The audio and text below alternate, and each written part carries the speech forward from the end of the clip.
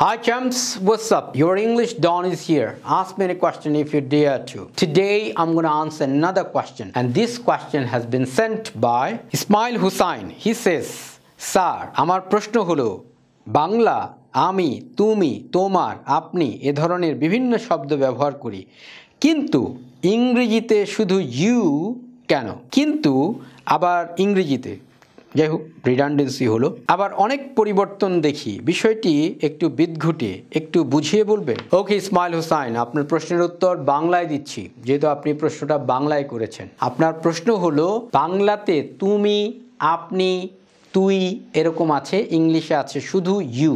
আপনার কথা হলো শুধু ইউ দিয়ে তারা আপনি তুমি এগুলো কিভাবে করে বোঝায়। ওকে, এখন ধরা যাক আমি লিখলাম এখানে ধরুন ক্যান ইউ ধরেন ওপেন দ্য ডোর।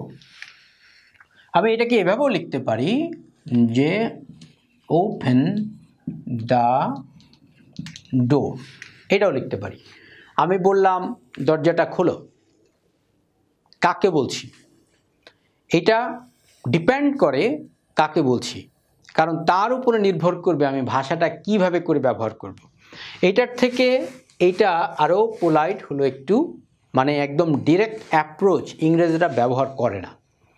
ইংলিশরা তাদের ইতিহাস অনেক জঘন্য। আমরা মনে করতে পারি ইউরোপিয়ানরা আমেরিকানরা অনেক ভালো, আসলে তা না। ওদের অনেক রক্তাক্ত ইতিহাস আছে। ইউরোপিয়ানরা পৃথিবীর বেশিরভাগ অশান্তির কারণ হলো ইউরোপিয়ানরা, আগেও ছিল এখনও পর্যন্ত। বাট একটা ব্যাপারে বিশেষ করে ব্রিটিশরা অনেক সচেতন, সেটা হলো তাদের ভাষা ব্যবহার। তা আপনি যখন এই ভাষাটাকে ব্যবহার করবেন আপনাকে খুব সচেতনভাবে ব্যবহার করতে হবে। যারা কল সেন্টারে জব করে তারা যদি আমেরিকানদের সাথে ডিল করে টুকটাক গ্রামাটিক্যাল মিস্টেক করলে কিছুই বলে না, ওরা বুঝে নেয়। বাট আপনি যদি ব্রিটিশদেরকে ডিল করেন খুব খতরনাক, একটুও ছাড়বে না। ভাষা যদি আপনার ওদের মতো না হয়, গ্রামার যদি আপনি মেইনটেন না করেন, আপনি যদি মানে সহজ করে বললে ফালায়া সরায় যদি কথা বলেন, মোটেও টলারেট করবে না, আপনাকে গালিগালাজ করে রেখে দেবে। তো ওপেন দ্য ডোর, আপনি আপনার অধস্তন জুনিয়র কাউকে বলতে পারেন ওপেন দ্য ডোর। তারপরে আপনি এভাবে করে বলতে পারেন can you open the door, দরজাটা খুলবে।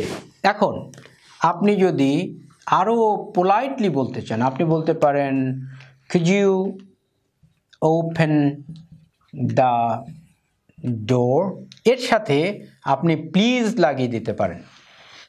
আপনি বলতে পারেন could you please open the door, আপনি এভাবে করে বলতে পারেন could you please open the door, can you please open the door. এগুলির সাথে প্লিজ লাগিয়ে দেওয়া মানে আরও নম্র হলো, ভদ্র হলো। আপনি একদম ফর্মাল বলতে চাচ্ছেন, তখন আপনি বলবেন would you please open the door, অর্থাৎ এটাও বলতে পারেন would you please open the door. এটা একদম ফর্মাল। ওকে, তো যেটা বলছি ওরা আপনি তুমি বা আমরা আপনি তুমি বা তুই এগুলো দিয়ে কি করি?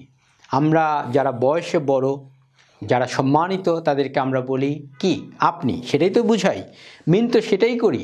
তাহলে আপনি যখন কুড অথবা উড ব্যবহার করবেন সেটা দিয়েই কিন্তু ওই সম্মানটা বোঝানো হবে। এটার জন্য আপনার ইউ চেঞ্জ করতে হবে না। এই ইউর চেঞ্জ ফর্ম আগে ছিল, আগে আপনার দাই ছিল, দাও ছিল, হ্যাঁ দাও ছিল, দি ছিল, দাও হলো সিঙ্গুলার ছিল, দাও মানে কেমন THOU দাও, এটা ছিল, হ্যাঁ। আর দি ছিল এই যে THEE দি, এটা ছিল প্লোরাল, এটা ছিল আপনার সিঙ্গুলার, এইগুলো দিয়ে বোঝানো হতো। আবার ইয়ে ছিল, ইয়ে এই ইউর জায়গা ছিল ইয়ে, এরকম আপনার সিঙ্গুলার প্লোরালের অনেক ঝামেলা ছিল। তো এগুলো আপনারা যদি আগেরকার দিনের কবিতা পড়েন তাহলে এগুলো পাবেন। তো এগুলো থেকে এখন ইংলিশ সহজ করা হয়েছে, অর্থাৎ একটা ইউ দিয়েই সবাইকে বোঝানো হবে। কাকে সম্মান দেওয়া হচ্ছে কাকে দেওয়া হচ্ছে না সেটা একটা ডিপেন্ড করে হলো এই ভাষার উপরে। দ্বিতীয় যেটা, এটা সব ভাষায় আছে, সেটা হচ্ছে টোন। অর্থাৎ কথা বলার যে টোন, এই টোনের উপরে নির্ভর করে আপনি তাকে সম্মান দিয়ে কথা বলছেন নাকি তাকে আপনি ধমক দিয়ে কথা বলছেন, কিভাবে কথা বলছেন। দেখবেন অ্যাডভোকেটরা সবসময় জোরে জোরে কথা বলে, ওরা সহজ কথাটাও জোরে জোরে বলে, অর্থাৎ এই জোরে কথা বলার মাধ্যমে ওরা তাদের একটা পাওয়ার বোঝানোর চেষ্টা করে। স্বাভাবিক কথাটাই, ধরেন আপনাকে বলছে কেমন আছেন, আপনাকে এই কথাটা জোরে বলবে, লাউডলি বলবে, ক্লিয়ারলি বলবে, কেমন আছেন ভাই, চলছে কেমন। একই কথা আপনি স্বাভাবিকভাবে বলতে পারেন কেমন আছেন ভাই, মিষ্টি হলো। তাহলে একই শব্দ চয়নে কোনো পার্থক্য নাই, কিন্তু পার্থক্য আছে কিসে? টোনে। এই ল্যাঙ্গুয়েজ টোনটাকেও কাউন্ট করে, টোন দিয়ে বোঝানো হয়। যেমন নেতারা আসসালামু আলাইকুম, ভালো আছেন ভাই, সবসময় দেখবেন লাউডলি কথা বলে এবং ওই টোনের মাধ্যমে তার পাওয়ার বুঝিয়ে দেয়। সাধারণ মানুষরা এভাবে বলে না। তো যাই হোক, দুটো জিনিস বললাম।